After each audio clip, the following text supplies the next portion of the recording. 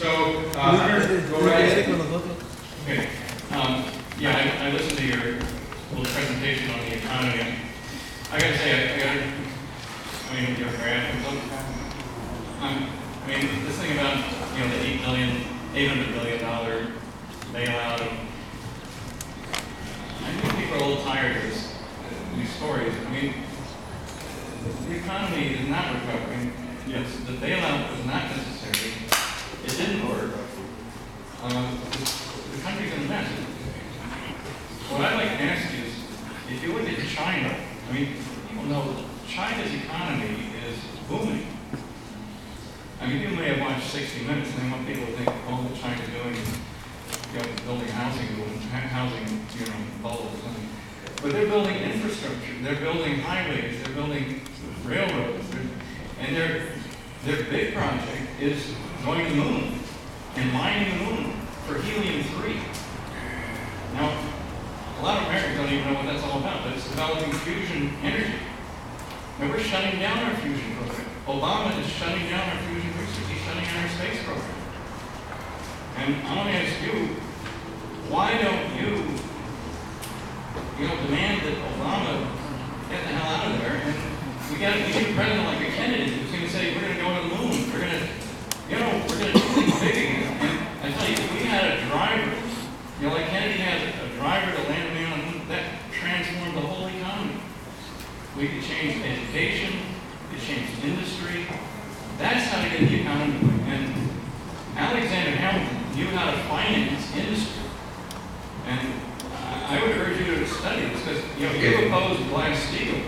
We should have passed Glass-Steagall instead of bailing out the banks. So, Hunter raised some good points. So let me try to touch on that again. Try to be concise. And I apologize. These are great questions, and I wish I could just dive into the deep part of the pool and talk about it because that's what makes this job interesting. So, one, that is a recovery. Is it as robust as it should be? Absolutely not. In fact, even the president will tell you that. By the way, on that bailout for Wall Street, I voted against it. At the end, I voted against it. I do believe we needed to do something. I just don't believe that the bill, because it gave too much to the banks and not to the people who were hurting.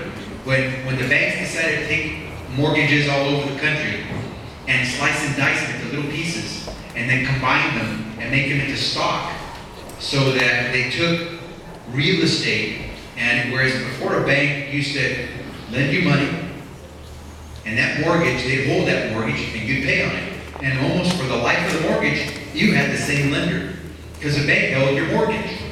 And so long as you were paying, they were okay because they were getting good interest off of you. But someone got clever on Wall Street and said, wait, bank, what if you give me your mortgage, another bank will give me that mortgage, and you can take thousands of mortgages from all these different banks, you package them together. Now instead of one mortgage for $500,000, it's now 1,000 mortgages for $50 million or $500 million, whatever the amount is. You cut it up, and you say, Wall Street, sell this little piece, this 1,000th of a piece of that package for X amount of money because it's backed by 1,000 mortgages. And that's what Wall Street did. It took all these mortgages, some good, some horrendous, and it sold them up there in the market. And then when people started saying, well, I can't pay that because the interest rates have gone up, or people started to realize that their houses weren't worth what they thought, and they couldn't make the payments anymore, guess what? The banks started saying, well, we can't pay on that stock anymore because we're not getting money. So that's what led to the crash. And that's why you saw all these homes just plummet so quickly. Because all that paper was bad. All those mortgages were terrible. And the stock that was backed up by those mortgages was even worse. I had said to the president, then President Bush, and I had said to my Democratic leadership, if you want me to vote to give $800 billion to the folks who essentially helped maneuver this crash, I want to make sure that the money's going to get down to the people who were just the decent people who were trying to buy a home, but had no choice but to pay extra, really high prices because the market was crazy. I remember in Eagle Rock, I was looking to buy a small home. My parents buy a small house so they could move close by to us. $679,000 for a 2-bedroom, 1-bath house. And so a lot of people bought thinking, well, that's what the market is today. And these were decent folks. I'm not talking about the folks who say, yeah, I'm making 30 grand a year now, so I'm gonna buy this house. There were a lot of those too. And that's really what led to the downfall. But what happened was, the money was all going to the banks. My sense is for those who bought it, there are a lot of folks who said, I have a mortgage that is valued at higher than what my home is valued at. But I made a commitment, so I'm going to continue to pay my mortgage. Even though if I were to sell my house, I wouldn't get enough money to pay off my mortgage. Those folks to me were being very responsible. They were hoping that with time, the value of their home would catch up to their mortgage. To me, those are the folks that you should say, hey, well, let me help you. You're paying that mortgage, it's at an 8%, 7% interest rate. Guess what? Interest rates are like 2 or 3% now. Let you refinance. You still have to pay on the value of the mortgage, but at a lower interest rate, so at least let me save you money on the interest. The banks wouldn't renegotiate. They wouldn't renegotiate because they couldn't anymore, right? Because they no longer owned that mortgage. They had sold it off to the stock market, and it was in 1,000 little pieces. So they had to get 1,000 different owners of that mortgage to sign off on the renegotiated rate. And they couldn't. And so I said, why am I going to give the bank the money, this $800 billion? They're not going to do anything to help the homeowner who wants to be responsible. And how do I know we're going to get repaid? We ultimately did recoup the $800 billion. In fact, with a little bit of interest. But in 2008, did I know there was no guarantee? There was no mandate that they had to pay back. And banks are always going to make money. They're already very profitable. And so I wanted to see two provisions. One that helped the homeowner, not just the bank. And two, I wanted to see a guarantee that the banks would pay back every cent of the $800 billion with interest. And it did say yes. There was no mandatory repayment. We did get the money back. The homeowners still have not been told no. So I voted against that. In terms of going to the moon and mining and all that stuff, let me tell you, the president is doing everything he can to get us into renewable energy. I am with him on that. I am with him in going towards solar, wind, all the different energy sources that are clean. Because you can see what happens when you rely on petroleum. When Iraq goes haywire, our prices at the pump go haywire. And we should not be dependent on foreign oil.